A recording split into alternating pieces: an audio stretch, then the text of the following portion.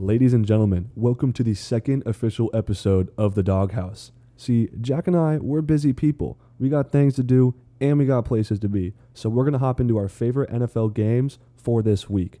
At the time we're recording this, it is Thursday morning, and our first game is Bears at Commanders, Thursday night, 8:15. The line opens at Commanders -6, and the over-under is 44.5. Jack, for the people in the audience who don't know what these terms mean, can you go ahead and give it a quick rundown? Yeah, so the line is opening up at -6 Commanders, like you said. So that means the Commanders have to win by 6 or more points. The over-under is 44.5 points, so both teams have to score over that amount. And a lot of bettors like to use the word ATS. That simply means against the spread. So if you like the Commanders -6, you're betting the ATS on the Commanders. Yeah, okay. So if the spread is -6, that means that the Commanders are favored by 6. And I think that that's an easy cover on my part. And I do think that the I think the over will hit because these teams are both bottom 25 in defense and points allowed. So I think that the over is going to hit, and I think that the spread is also going to be covered by the Commanders. What do you think? Yeah, so I kind of agree too. I like the -6 Commanders, and I definitely like the over as well. Cool. The Bears are actually 0-3 against the spread this season, so history is on our side for this season as well. So the Bears have lost 14 consecutive games. And they've also allowed 25 points or more in all of those 14 games. And the Bears head coach is so bad that the locker room is talking about firing him. That's just a rumor, but it might happen. Really? Yeah. Wow. That's actually unfortunate, but I mean, it makes sense. If you have someone like Justin Fields at the helm of your offense and you're not putting up points, I mean, some say it's Justin Fields' fault, but I don't buy that. I think Justin Fields has a talent, but I think the coaching is either keeping him less confident or it's confusing him or something, because I know Justin Fields can have great weeks every week. Did you hear the stuff about Chase Claypool? No, well, actually a little bit. I mean, I know he's like a TikTok diva, but that's about it. So the media got a hold of him last game, and he was talking about how he was open in the pocket and Justin Fields wasn't feeding him. So he was like acting like he's a Justin Jefferson. He's clearly not. Yeah, clearly not. I mean, here's the thing. If you're Chase Claypool, you lost everybody's fandom the second you started doing TikToks. I mean, look at Juju Smith-Schuster as well. Those two both wanted to be TikTok divas on the Steelers, and look where they're at now. I mean, to me, if you're TikToking, you're not focusing on like what you're actually supposed to be doing. I mean, you could do both, but clearly they're proving that shit does not work. Do you think the Bears season is already over? Define over. Like is below .500? Does that mean over? Is like it they a don't failed? make playoffs? Oh yeah, I think there's no way they make the playoffs. There's a lot of other better teams. So in that sense, yeah, their season's over. So there's only been one team that made it to postseason starting the season 0-4. Who was it? It was the 1970 Bengals. Really? So that's what, 30 or 50 years? Jeez. Mm-hmm. Yeah, they're not making it. I mean, anyone with a brain and eyeballs and ears can look at that team and be like, yeah, they're not making it. So clearly Commanders are taking that game, no question. Yeah, and the Bears have been outscored by 62 points this season so far. Yeah, that's awful. Yeah. That's Let's move on to London, though. The Bills versus Jaguars game, 9:30 in the morning. What do you think? So the spread opens up at -5.5 Bills, which means the Bills are favored by 5.5, and the total is 48.5. Last time we checked, these totals and spreads change all the time. So by the time you guys are watching this, that all might change. But as of right now, Bills are favored by 5.5, and the total is 48.5. I don't see any way the Bills drop this game. They've been playing lights out on defense, and they've been scoring a lot on offense. Yeah, they're on a 3-game win streak. Yeah, and they're going to keep it up. Yeah, they've been blowing people out. I mean, the only thing that I think the Jaguars have going for them is that they already played a game in London last week. It might be a different stadium, but they're already in London. They've already been playing in London, so they might have a little more sense of, like, home. And the fans in London might be rooting for the Jaguars more because the Jaguars historically are the team that play in London the most. Yeah, why is that? I don't know. I mean, they must just have a deal or something. Yeah, something has to be going on. Yeah. The Bills are 2-0 against the spread on neutral site since Josh Allen got to the Bills in 2018. So every time they played at the neutral site twice, well, it's only twice. So, I mean, it's not that significant of a stat. But they're 2-0 against the spread on a neutral site. So I think they're going to cover that 5.5. And I think that's a lock. So I have the Bills covering the 5.5, and I also have the over on that game. And did you know that Jaguars and the Bills are 9-9 against each other? That's 50%. Really? Wow. Okay, so I'm not totally sold on the over. I I think the only way the over hits is if the Bills blow them out, and then the Jags score some points in garbage time. Can you explain to me like your thought process on why you think it's going to hit the over? I mean, he just wrecked the Dolphins last game. He had a 320-yard outing. Yeah, I mean, you're right. You're totally right. I mean, I think the over is going to hit, but I'm not totally sold on it. If I was going to put my own money on it, I'm not sure what I would do. You know what I'm saying? I would definitely take the Bills. Yeah, totally. I mean, I'm taking the Bills. If there was a Bills money line, I'm taking Bills money line all day.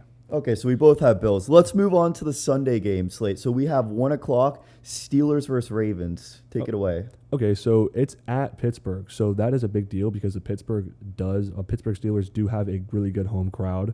But unfortunately, I don't think it's going to matter. The Ravens open at a 3.5-point favorite, and the total is 42.5.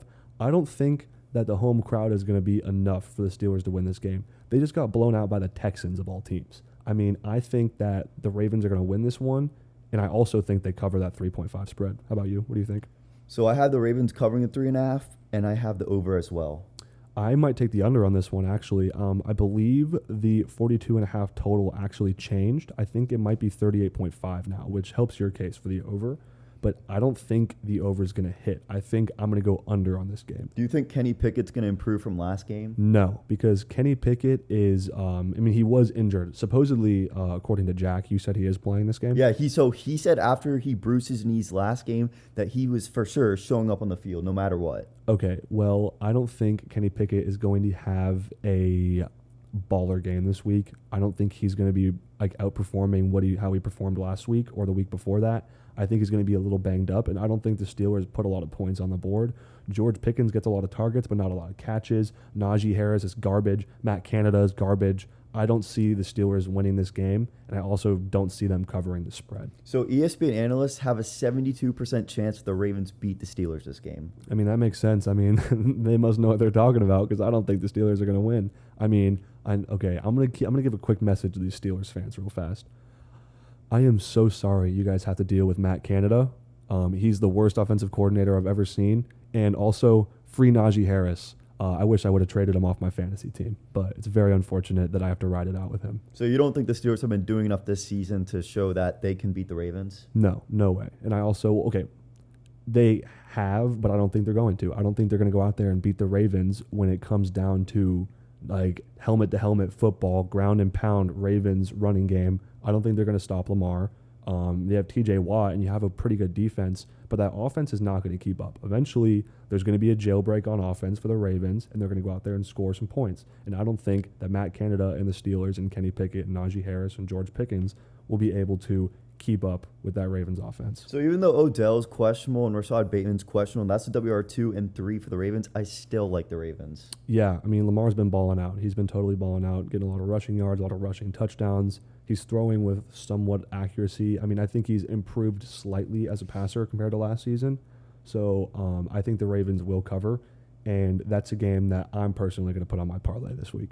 I like it. All right, now we're going to go over to the 4 o'clock slate. We have Eagles at Rams. This game opens at Eagles -4, which means the Eagles are favored by 4, and the total is, last time we checked, of course, 50.5.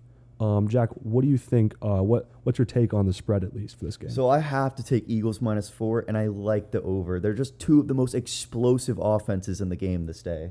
I mean, I like it too, but I got to admit, we talked about this last night, Jack. I still don't know who I want to pick for this game, and it's not because I don't have the stats in front of me. I do, but I still don't know who's going to win this game because I like to factor into my picks the home field advantage. But the Rams also don't have much of a home field advantage. I mean, when they play the 49ers, it's a sea of red in that crowd, you know? Oh, it's only 49ers, bro. It's fully red. Yeah, so... Like, where are the Rams fans? I don't know. I mean, apparently they don't exist. If I had to choose one, I'm going to have to go with the Eagles, but I don't think they cover the -4 spread. I think they don't cover. I think that the Eagles and Rams game is very close. I think that the Eagles are going to run all over them. DeAndre Swift is going to clear 100 yards with ease.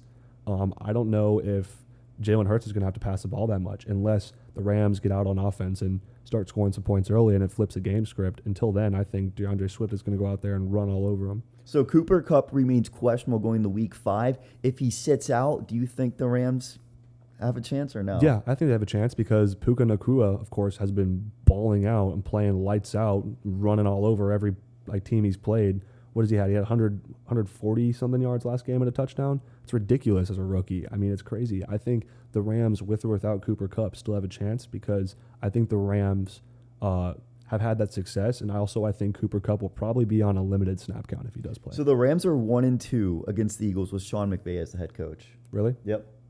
I mean, that when it comes down to the coaches, and that type of stat, it does mean a lot more to me than it would if you said they're X and Y against the spread. So that does make a lot more sense, that's why I'm leaning towards the Eagles, but I'm still super, super not convinced that the Eagles are going to win this They've shown no game. reason to doubt them this season. They did against the Patriots. I think they did against the Patriots. I mean, they did come out slow, but they've been playing good since then. And they also gave up a lot of points to the Commanders as well. That's why I'm confused, because they've been giving up points. That defense is not what it was last year. Their line is good. Their defensive line is good. But other than that, I mean, their defense is giving up a lot of points. Oh, especially on the third down. But that's it. I mean, other than the other downs, they're carrying the D.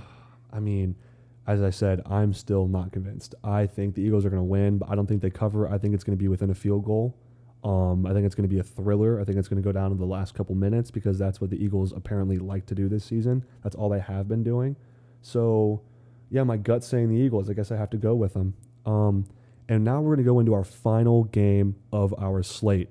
We have the Cowboys 49ers Sunday Night Football, 8:15 p.m. This game has playoff implications. This is two juggernauts this season going head-to-head, and I think it's going to be the most exciting game, or one of, if not the most exciting game of the season. Jack, I am so excited to watch this game, and the 49ers open at a 3.5-point favorite, and the over-under is, it turns out I don't have 45. It's 45? Yeah. So what do you think about that? I know you have high hopes for this game. So I do. So I like the Niners 3.5, and I love the over 45. I do too. I actually really like that spread, a -3.5. I think the 49ers are going to go out and they're going to show who they are as a team. They have that chip on their shoulder, and I think that the Cowboys are not going to play to their full potential this So I game. think this game's all going to be about the offenses. The defenses are not going to be present. I agree. I think the defenses are both going to get exposed on both sides of the ball. If you're starting Cowboys defense, bench them. And I have 49ers defense on fantasy, I'm benching them too, because I think this game is going to be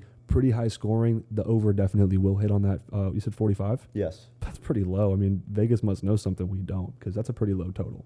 Mm-hmm. Yeah, I'm going to hammer that -3.5 San Francisco 49ers money on spread. And who's an impact player on the game besides Christian McCaffrey? You can't say Christian McCaffrey. Deebo Samuel. So he's questionable right now, so we don't know whether he's going to show up week 5. I think Deebo Samuels, if he plays, I think he might be used more as a decoy, because Deebo Samuels has been notoriously injury prone. And last week, he was a decoy. He didn't have any catches last week. So when one of the star players out for the 49ers, they like to insert George Kittle to more of the pass routing catches instead of just blocking. Yeah, so I think this game is going to be a lot about George Kittle and Jake Ferguson on the Cowboys. I think this is going to be a game of tight ends getting high targets, and I think that both teams are going to go out and score a lot of points.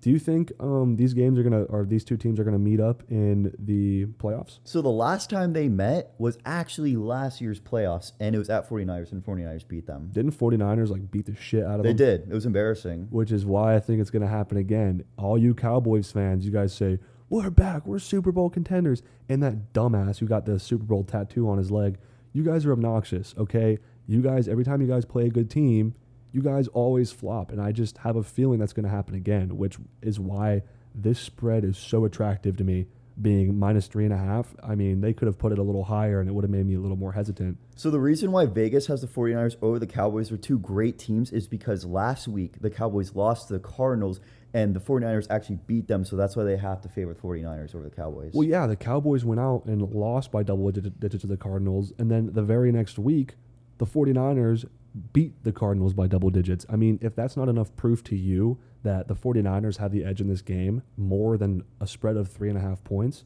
I don't know what will, because I just think that it's a good line. It's definitely the best line of the week. Yeah, I think that covers everything. Do you have any else to add? No, I think that's it for the games this week. I think that about covers what I want to talk about. Okay, thank you guys for tuning into episode 2. I'm really excited to keep moving forward. My partner Mason, do you have anything to add, Mason? I do actually. I'm having a lot of fun doing this. Jack and I both know that we're so blessed to be in this position to record and put out content for you guys and share our opinions and share our picks for bets and spreads and money lines and all that stuff. And yes, we are super excited to keep going forward. And I just want to give a quick shout out to the man behind the camera, Brock Moser. He is a legend. He's been helping us out with editing, camera work, angles, lighting, all that stuff. And we're going to keep improving every single week. And Brock is the one helping us. And with that being said, I think it's time to sign off. See ya.